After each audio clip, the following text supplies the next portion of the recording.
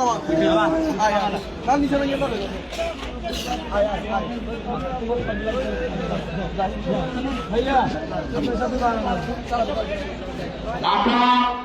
জানাজার নামাজের জন্য প্রস্তুতি গ্রহণ করুন।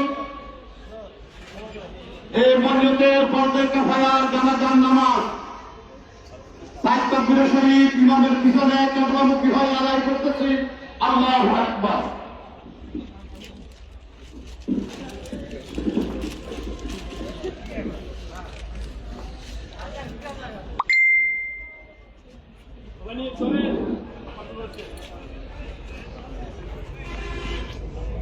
এরা তো আমার কর্মী ছিল না, আমার সন্তানের মতন ছিল।